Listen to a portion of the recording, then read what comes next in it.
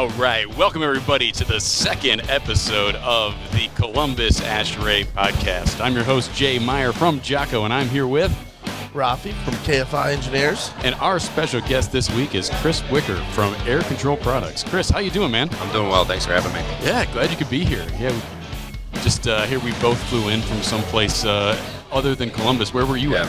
I was in Winnipeg, Canada. Winnipeg? Yeah, factory visit. Okay. What factory? Just we were with Price Industries. Okay. Yep, that's Sounds their like Canadian headquarters. All right. Yeah, I was down in Atlanta visiting a VTS in Seasons 4. Nice. Down there, so we get around. Great plugs. Yeah, you gotta get the plugs in while you can. For sure. Yeah. I've gone on that Winnipeg trip. It is a wonderful trip. Yeah. You've gone on the VTS trip too. I've gone on the VTS You're giving trip. his plug more priority than my plug? He's the guest here, all right? Okay, fair enough. So so Chris, thank you so much for joining us. And this is our second episode of the ASHRAE Podcast. And our goal is to just kind of continue to expose people to aspects of our industry that they might not hear otherwise. And I think this is a great way to do it. Yeah, it gives us a chance to show different avenues and how to get into our industry, what those avenues, where the ending point of those avenues are. So, yeah, what the journey looks like. Yeah. On that. I've certainly had one. Yeah. So why don't you start out? Just tell us a little bit about your journey. Like where'd you start? You don't have to go from when you were born. Yeah. But, kind of around the time you started. Yeah. No. Jimmy started in 1976. Yes. He went to on a cold December day. in 1988. Yeah. I'm half as old as Jim, so at least be. So it'll be a little bit quicker. Half as quick. Perfect. No, I grew up here. Went to Ohio State. Mechanical engineer. Immediately after college, I was actually in the Navy. I was an officer in the nuclear propulsion program. Lived in D.C. for about 8 years, and then wife and I wanted to come home. We had 2 kids out there, and so didn't know really what my options were. And my mom actually, she was in the facilities and construction department at Ohio State, and she said, "Yeah, reach out to a couple different firms in the MEP industry." Sure. And so I did, and that got me started in consulting. So wow, my first exposure to the industry was in consulting. Wow, why did you choose to go from the military? Why did you leave the military? I guess. So I was very specialized. So like my actual job was in nuclear engineering. Sure. And not a lot of that in Columbus, Ohio. Totally. So I knew I was going to have to make a pretty big career change either way. And if you can't trust your mom, who can you trust? So very true. I took her advice and just sort of put some feelers out there, and gave it a shot. So ended up doing consulting engineering for 6-7 years. 2 different firms. I was at one firm, like 6 years or so. Left there. I was department manager in the mechanical engineering department for about the last year or so, and then that was Florida. No. Where was that? No, I was with Prater Engineering so in Dublin, Ohio. Yep.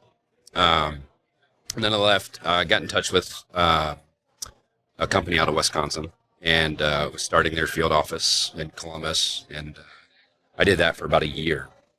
And through a contact of mine, a good friend of mine, Jason Tracy, he said, I think you'd really like this application engineering role, and your personality is fit for it. Yeah. And I turned him down. Good call. Yeah. And, I started thinking about it as time went on, and long story. No. It was actually, I was working a ton of hours getting the field office started, and it was just a grind. And long story short, my doctor sort of heard, about the hours I was putting in, and he's like, not to overstep, but right. You might want to consider a new job. So your heart said something too, right? So I called Jason back, right, and there you go. That was just a great move, because he was right. What were some of the projects that you were doing? Yeah. That took you to that level, like till your doctor had to point out, like, Chris, hey, you got to slow down. What was that? Yeah, because that could happen to anyone in the industry too. Like, I kind of want you to share on that. Yeah, for sure. So it wasn't so much the projects. It was everything associated with starting an office from not scratch, but things you don't even think very early. Yeah. I was the only employee in the state, and so it was almost like a funded startup, but I had no staff, no immediate, support. All my support was in other states across the country. Wow. And so we were doing a lot of, so I was doing a lot of, project management. They had existing jobs that I was then the project manager or senior engineer on. But I was also, driving to every higher ed institution across the state of Ohio to interview and get jobs and get work and be sustainable. And that's not just a drive. You need to do background research a little bit to know what you're walking into and where you can actually fit into that design. Going through that interview process is to win a project. It's brutal. Yeah, correct. So it was a lot of on paper failure. Interviewing when you do the RFQ process. The universities, they can see exactly how you're staffed, where, how many people you have, and I think it was probably 0 for 20. Oof. And then that could be tough. Like the 21st job, probably a $1.5 million design fee. We won it on my last day there. Oh, really? Wow. Yeah. Like 3.5%, 4%, true story. 4% rate. It was really bad. But yeah, so I called Jason back and said, "Hey, I'm ready. Let's do this." And, what did you bring from the consulting engineering world over to your role that you're in now? I think it's a really like firsthand knowledge of the challenges that the consulting engineering profession has. Yeah.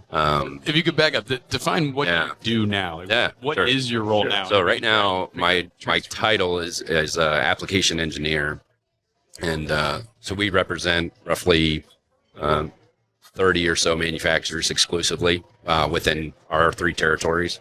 So I'm the application engineer, one of them in our Columbus region, and so we're set up a little bit unique in that I do not do direct sales to contractors. Okay. So my primary focus is engineering support. And as the title suggests, finding the right application for our products and design. So now my clients are consulting engineers, just exactly what I was doing. So. I can 100% attest to that. I will throw Whicker some wild questions sometimes. I'm like, I need this, this, and this. What can you do? What can't you do? And sometimes he's like, yep, I got you. Contact this person. Other times he's like, you know what? That's not our company. That's not our company. Yeah. Which is, I super respect that. Not trying to squeeze into some place that you don't actually belong. Yeah. No, we can't do that. Right. And I think, that's part of part of the appeal to this position was just that I don't have a direct sales responsibility. Sure. I don't like this term, but it's almost like an influencer type position. But so do you have a with social credibility? Media account? Do you, Absolutely not. you say like and subscribe like we do here at the podcast? Absolutely not. It's in the signature. This might be my first and last podcast. Right. But having that background is very important in the sense that, my charter is to focus on engineering. The sales, they will work themselves out, right? Sure. So, the philosophy behind that and that business model is, if we're working on problems when they're problems on paper and we get that level of detail right in the design phase, it's going to go better. It should go better for our sales team, right? So that's the business model standpoint is we're not chasing change orders, right? We don't look to make money up on the backside. We want that process to already be thought out and to go smooth. So that's the business focused why behind this role.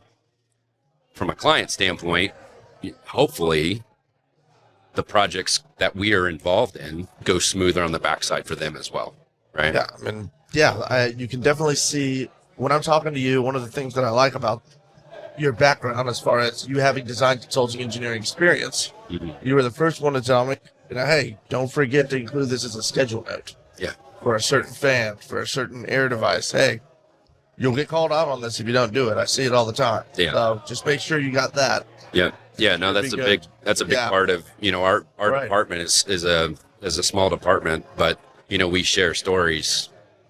Sometimes we might not get it all specified exactly right.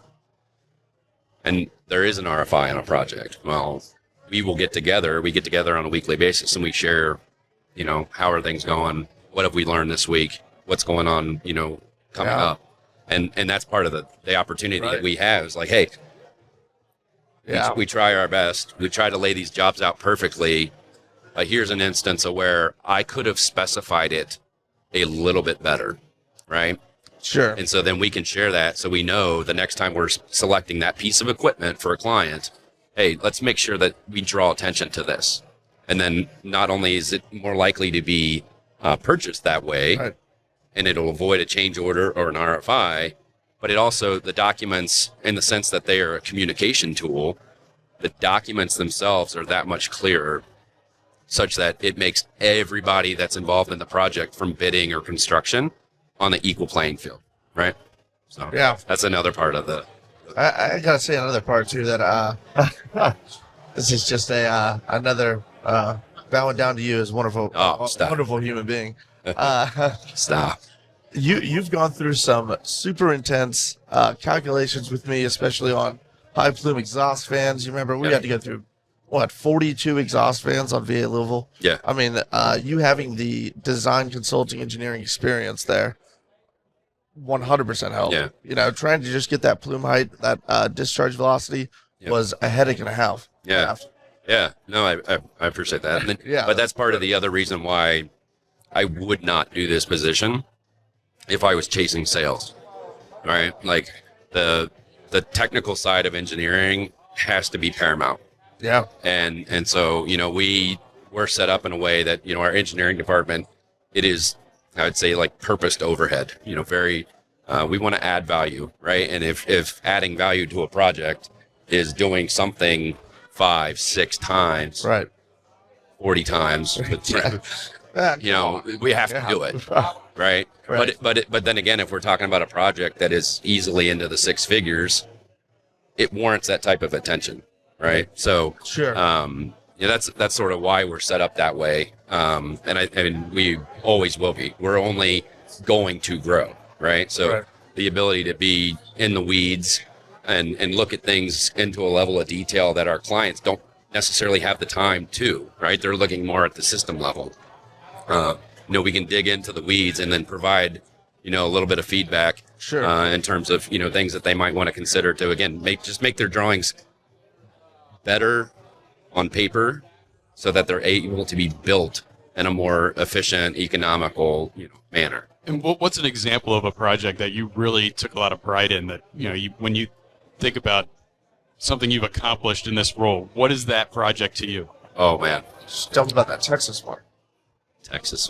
You're leading the witness. So, sorry. Yeah, no, honestly, that's going to take a tremendous amount of thought. Because I see it as a very personal position, right? A lot of engineers, when they talk to you, they're looking at their shoes, they clam up and they're dealing with numbers and figures and stuff. And while like the technical side of what I do is paramount, like the people side of it is right there too. So whether I'm working on a multi-million-dollar facility, a biological safety center, a weapons facility, or a small restaurant, right? It's all very, very important to whoever is the end user, right? Right. Just like it's important to somebody working at a vivarium that we get the exhaust and pressurization correctly. Is it not important to the owner of a restaurant that's starting out? So, there's instances where at restaurants we'll see like fans spinning backwards and it'll show up in a balance report.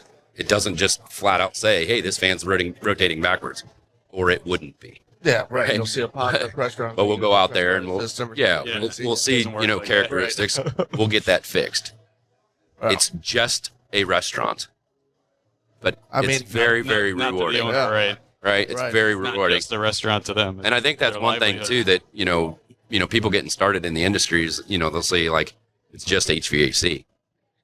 Well, how often are you in a building? Yeah. It is. But what did the pandemic teach us about, air quality and things like that? So, what we do is important. I think it's sometimes, the pressures of the industry might be able to get to consulting engineers or architects or contractors even at some point, and where, pressures of schedule or budget might, really beat people down. But, the industry is vitally important. I mean, it uses 40% of the world's energy. Right.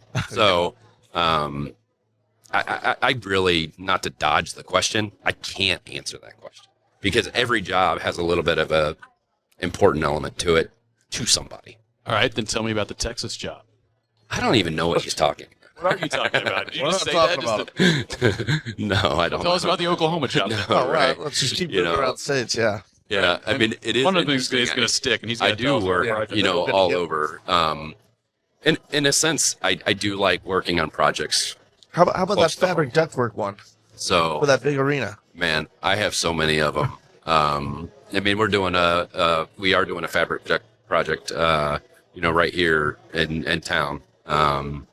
And it's at an auditorium, and it's cool. It's nothing.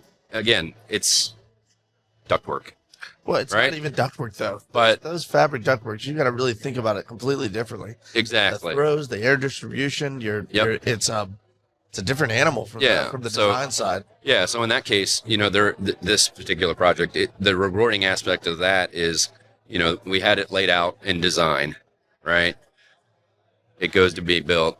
Some aspects of the building change, and we have to redesign it. And we did it in the submittal phase, right? So because I have very close relationships with, it's easily over 200 engineers in Central Ohio, we're able to have a seemingly casual call, figure out the need that, this needs to be a coordinated effort with everyone involved.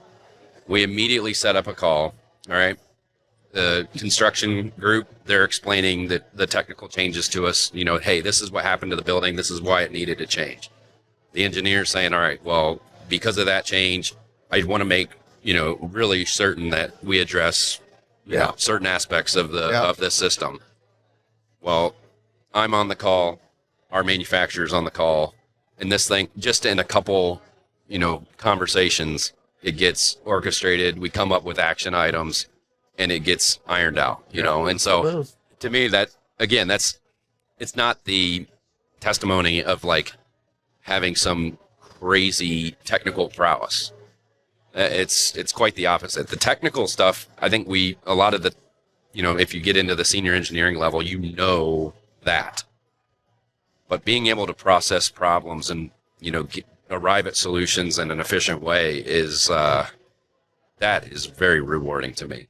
To be able to see the end product and know how you got there, even though it's not always smooth. That's fun. That's rewarding. Yeah. How about somebody young coming into the industry that wants your job specifically? They can't what have are some of the tasks? What are some of the tasks or just the things that they should learn? Yeah. So I guess first and foremost, if you're getting into the industry as an engineer, you owe it to yourself to ask questions, right? And that can be, to your senior engineers at your firm, or your manufacturer's representative. If your manufacturer's representative is not, technically competent, if he's not responsive, go somewhere else. Right. I think that's really the industry. Even though we have, BIM tools and we have all these things. I have yet to talk to somebody that says, man, these tools are making our job easier. The challenges just change, right? Right. So it's just a different, still extremely challenging. Right. And so, you have to leverage relationships to get 100%. Your design done. So seek out the reps that are efficient, seek out the reps that are, absolutely passionate about getting into the weeds to help you get your drawings that much clearer on paper. Right. So don't be afraid to ask questions. I think is probably the biggest thing. Now, for somebody that's looking to get into, like a manufacturer's representative role, you can certainly do that directly out of college. There's ways to do that. I would probably say try to pursue an internship first, before you graduate college to see, is this a right fit for me, right? So you'll have to learn the technical stuff, and all of that stuff can be taught. It's not rocket science. Right. But do you like the people aspect of engineering? Some engineers, like I said, would absolutely hate my job. Right. You got to be a little bit of a chameleon in that sense, right? Yeah. You have to be. You have to like enjoying people. You have to want to work. And, my job is a service industry job. You have to enjoy that. And if you do not enjoy it, do not pursue a manufacturer's rep type role. Now, me personally, I think the best manufacturer's representatives, and there's probably a little bit of bias in here because it's the path that I took. But I think if you are a representative, or if you are a consulting engineer and then you go into the representative role, you're going to be that much more well suited to know how to serve your clients. What they actually want. Yeah, exactly. You know what you were looking for, and when you wanted it. Exactly. And how you would respond to you. Right. And it's usually around 9:30 at night on a Tuesday, the day before it's due on Wednesday. You're the only one that calls me at 9:30 at night. And you're the only one that answers. I'm just kidding, Jay. You'd answer too. Absolutely. Jay answers all the time. No, but being responsive is a big thing. But when it's your passion and you sort of see the importance of just treating people well, adding value, and wanting to focus on the engineering piece and not have this background idea of like, how is this going to impact a sale or impact a bottom line? Right. Like, that is not my focus. In the periphery, yes, we are not a charity. Sure. Right. We are a for-profit company, and we serve to, provide a product, represent our manufacturers well, and make sales. Right. Right. I got peers for that, and then they can focus on that. I want to do the nerd stuff, but do it with sort of a personal flair, I guess.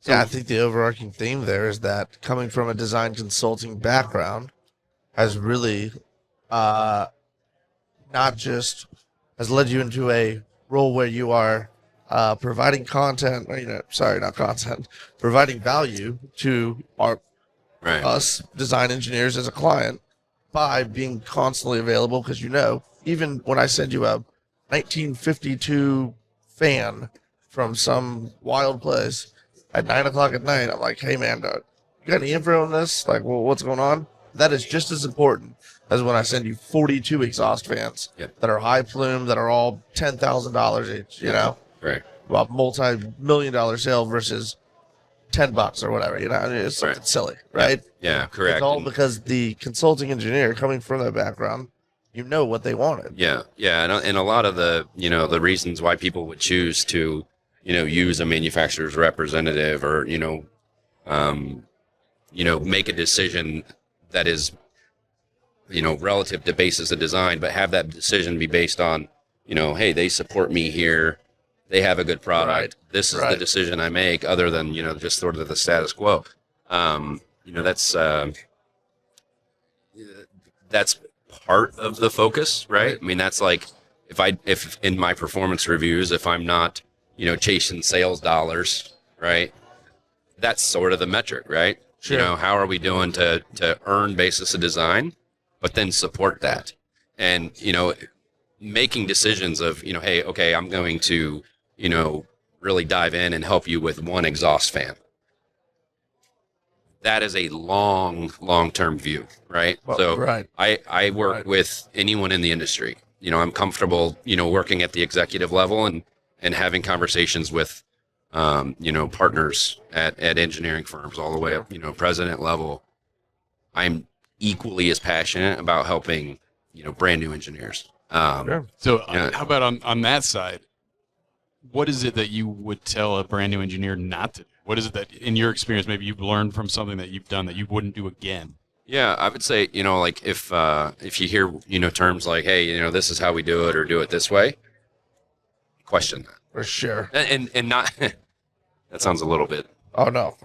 Don't question it in policy. Yeah, don't question it as in like assuming it's wrong. Question it so that you understand when you're putting something on your drawings, it means something. You didn't press Control C and Control V correct too many times. Job, yeah, when you're putting something on the drawings, it costs something. Right. That is a huge thing that Good point. You never really realize when you're a young engineer. You're just drawing a line, especially because now everything's digital and you're not taking a pen. Like when I first came in, I know it was digital, but I was still taking a pen, and I came into the tail end of CAD into Revit. So just drawing a line on a computer screen, you're playing a video game at that point, right? Right. You can just restart at the start if you need to. Yeah. Well, what you don't realize is that 150-foot refrigerant line to a MRI, that was $150,000. Yeah. So correct. It's a huge line. Yeah. So just question that, and I'd say sort of learn the technical piece, but very soon if you make it as an engineer, you're going to roll into being project manager and managing projects. Learn how the industry works. That's it. That's the right. Learn how when problems occur, how do they get fixed? Well, and also who are your resources that can help you fix that? Yeah. So having problems on a project shouldn't defeat you. Correct. It can throw you off when you're young to think like, man, I have this problem, I did something wrong or, this, that, or other. Yeah, it may have been a mistake or it may have been an omission or there may have been something that you could have specified clear, but nobody doesn't go through that. Yeah. It's very important to learn from, project managers or leaders in firms of how do we resolve the issue? Yeah. And focus on the resolution of the issue, keep in mind cost and do things, in a cost, respective way. Right. But again, that's not the focus. The obligation as an engineer, whether you're a manufacturer's rep or a consulting engineer, is to arrive at the correct technical solution. And that always has to be the priority. The cost and stuff, it will work itself out. And to give the client what they paid for, Correct. The best possible solution. Correct. That's the move. Yeah. Correct. And leaning on your reps and your knowledge bases, really, that's how you get it done. Correct. And that's through communicating with your reps and getting that repertoire of people you can rely on. Yeah. Correct. Yeah, networking. Yeah, well, I just want to thank Chris for coming out and spending your time with us tonight. Certainly. Thanks for having me. Second official podcast. Yeah, thanks for having me. Yeah. Anytime. I joke that this might be my first and last one, but we'll see. Yeah, you're pretty good. I wouldn't rule out the next opportunity you get. Yeah, no, we'll see. I got a lot of opinions, and somehow I now have I have plenty of experience. Yeah, right. All right. Well, with that, everybody, we're gonna wrap it up, and we're gonna head back out to the remainder of our lives until we meet again at the ASHRAE Podcast number 3. All right. Thanks, guys. Yeah, thanks for having me. Yeah, thanks for having me.